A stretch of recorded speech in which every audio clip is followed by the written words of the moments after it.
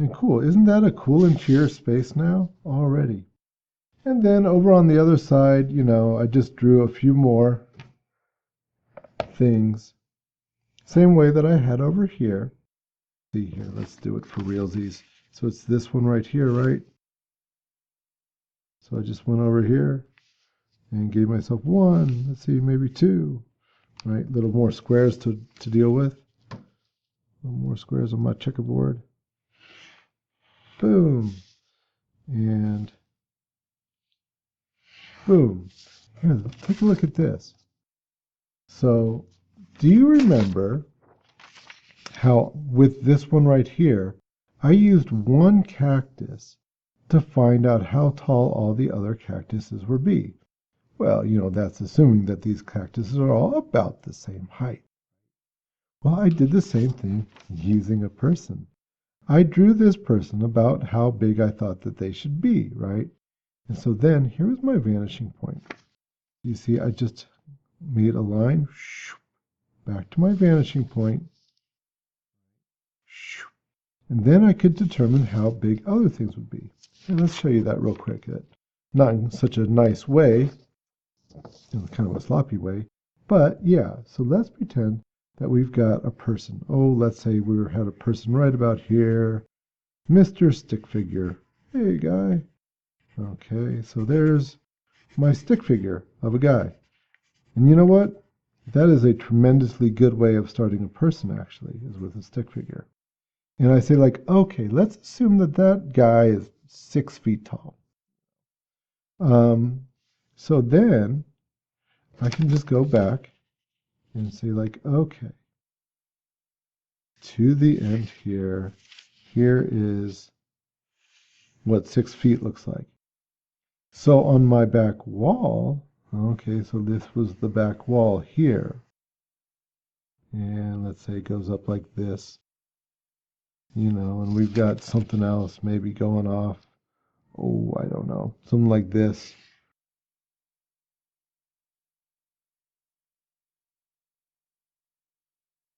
So then I can see, like, okay, well, if this guy is 6 feet, then the door should be a little taller than that. So that's how tall he would be, standing next to the wall.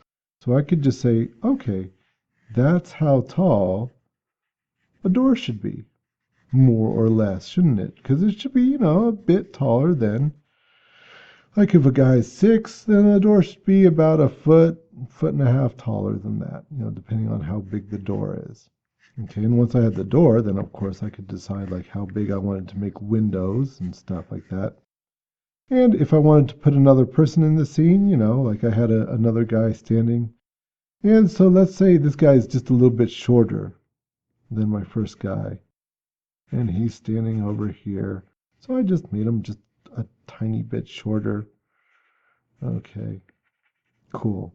And let's say, I wanted a lady coming out here. So I'd say like, well, okay, if the lady was coming from here, so let's say that's where her feet were. Okay, and so here's my guideline for the guy. And it's really nice having this checkerboard at the bottom. So here's how tall the lady would be if she was 6 feet tall. But let's say that she's more like, a little bit over 5 feet tall. And maybe she's even bending over for, like talking to her baby or something, right? So here's my lady, and there she is, a bit shorter, but not extraordinarily shorter, not unnaturally shorter than the guy. And so she's looking like she's just about right. Cool.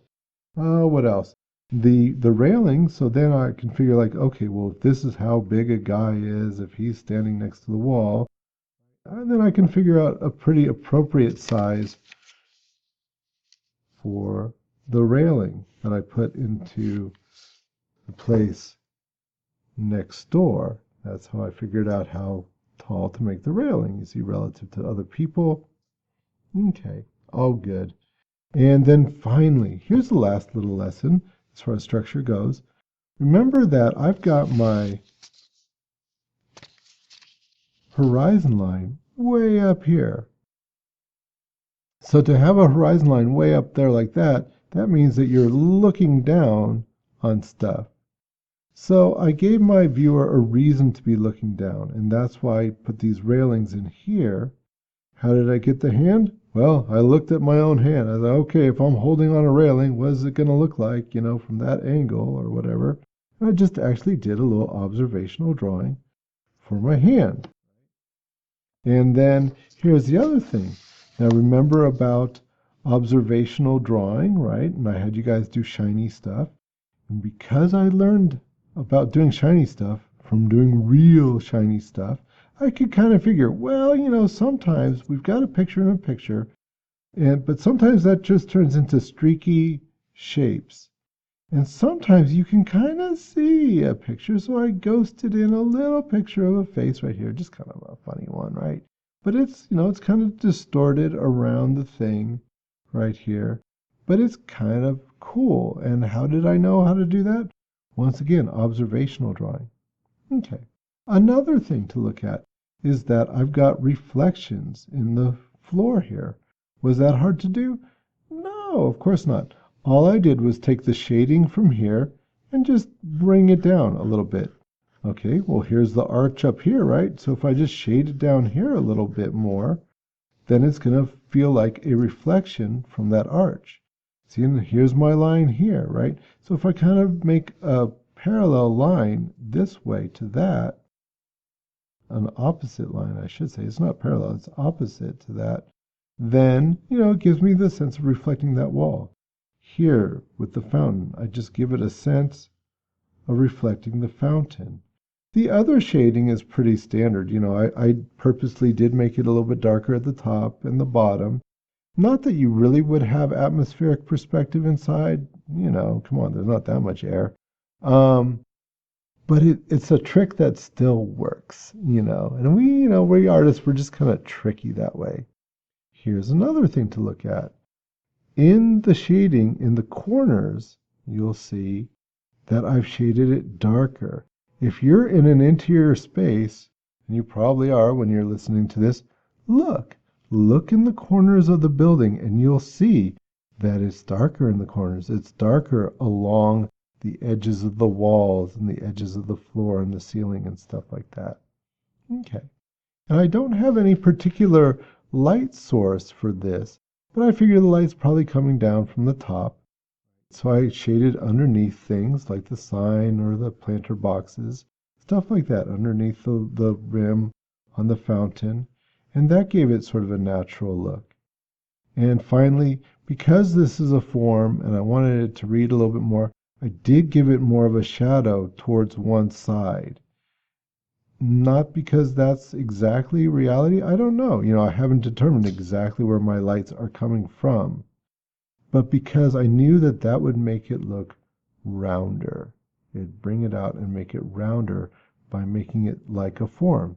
So you'll see that, how I had you do all those things in the beginning with shapes and values and forms and, sort of depicting where shadows would be.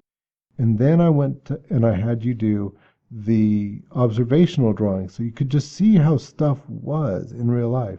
And when you meld the two together, that's when you get really pretty believable, imaginative drawings. Okay. So, I'm not saying this is the greatest drawing in the world, but it's a nice little exercise. And yeah,